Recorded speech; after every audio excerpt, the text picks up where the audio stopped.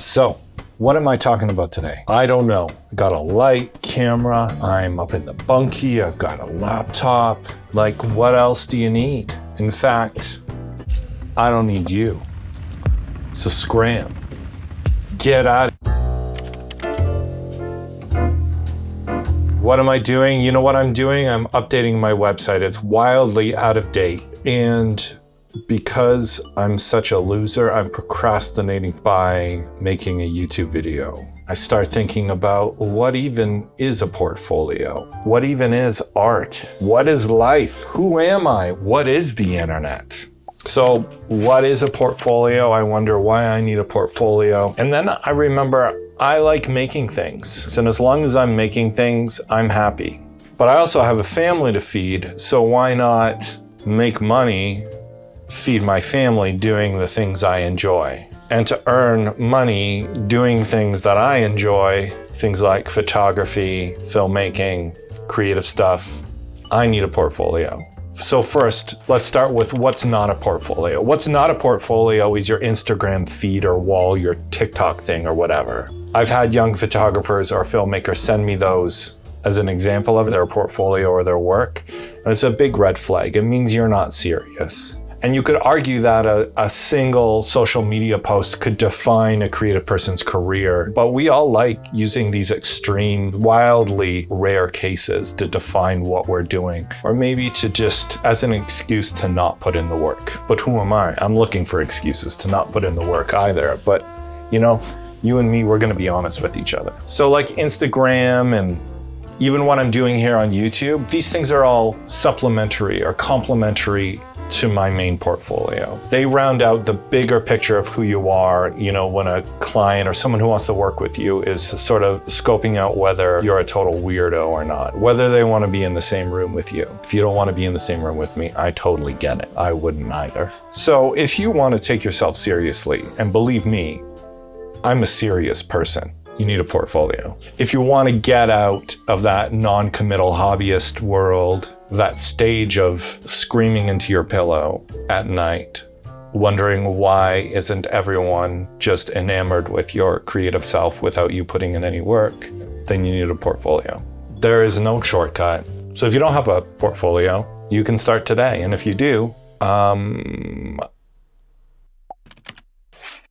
so fundamentally an artist's or a creative's or a photographer's portfolio is an edited collection of works that represent you as a creative person. And if you're a photographer, I'm going to ask you to ignore the misuse of the word editing in the everyday world around you online, where editing seems to have replaced processing or retouching very technical tasks. What I'm talking about is taking a critical look at the pieces of work that you've created and putting them together into a cohesive unit to represent you as a creative person. So editing that I use in this video is a way higher level term.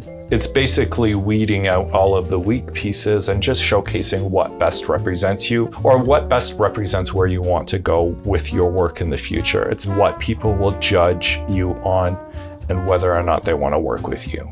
We know what a portfolio is. We know the importance of editing your own work. Do you want to see some samples from my portfolio? I don't have much from my college entrance portfolio. I think it's at my parents' house, so maybe we'll go see if we can find it. It was a big corduroy case my mom helped me sew. It had bad paintings in it from high school. It also had band posters that I designed for local bands. And even like I had a piece that was a panorama of my bedroom, my teenager bedroom. It was a ridiculous room. But even then I knew that I needed to give people a wider sense of who I was as a person rather than just like simple paintings or something. I always wanted to let people know that ideas were important to me beyond everything else. So this portfolio got me accepted into design school, which was pretty cool. So I went through a 3-year course in design, and a couple weeks before the end of my 3rd and final year, I went on a tour of an ad agency. It was pretty cool. They were making hilarious commercials, just goofing off, and I knew I wanted to be in advertising. It's adjacent to design, but advertising wants to hire you on the quality of your ideas. So I spoke to a guy at a really great agency in the city, and he recommended 2 books to read, and a portfolio review that was 2 weeks away. So in my last 2 weeks of college, I essentially scrapped my design portfolio and started from scratch. And in 2 weeks, I had a completely new portfolio. This is like early 2000s. Everything is still very analog. And so I had a printed book that had sample campaigns. It was just proof that I could come up with funny ideas and spread them across a few different executions. So out of that 2-week portfolio, I ended up working in advertising. It got me hired.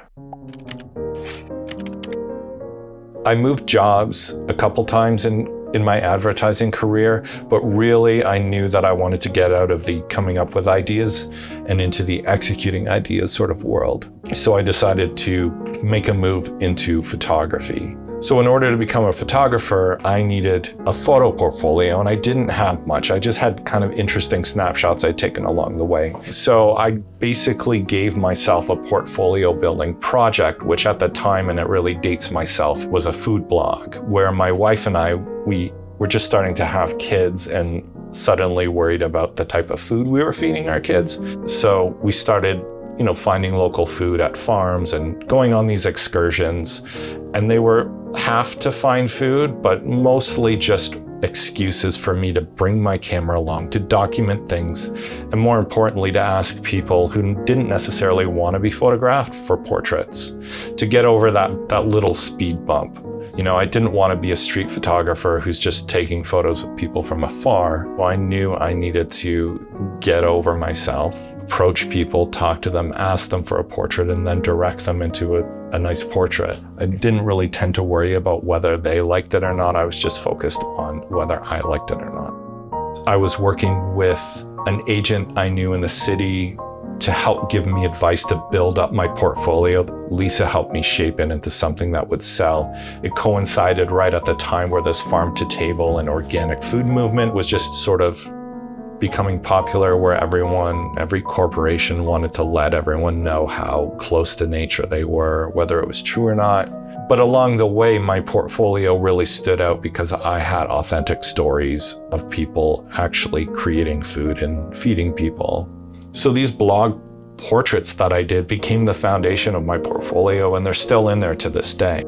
Some of my first portfolio reviews were in physical printed printouts. We would go to an agency, do a presentation, show our work, talk about it with potential creatives at agencies. And it was really nice because you get to know people in a really interesting way. But things have changed. It's all digital, but I still try my hardest to get in front of people.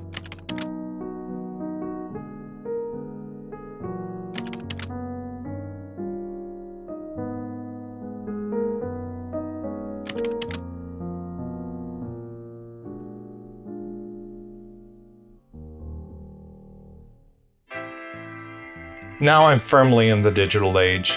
I call myself a director/photographer. So my website, my portfolio gets called a few things. From a commercial perspective, a production company that is interested in hiring you as a director, they'll ask to see my reel. It's essentially my commercial portfolio, my film portfolio. The nice thing about having a production company that represents you, they're sort of like an agent, is they'll take your videos from you and put them on their own website. So they'll essentially create a portfolio. If you're super talented and you're just doing incredible pieces and a production company is interested in you, you often don't even need your own website. You can just let them put that reel together. But there's a little bit of danger in letting the commercial side of your creative life control your portfolio. That's why a personal website is important, because it lets you reflect on your work, rearrange it, see what you're doing, see how you've grown, and also organize it in a way that looks forward to the future, to how you want to present yourself and how you want to be seen. Out of that blog movement, I started getting pigeonholed as a director who does real people, documentary style commercials. And while they were really fun, I got to travel all over the place and it was a blast. The work itself, I never found as interesting as just a comedy commercial where I'm on set trying not to urinate because I'm laughing so hard.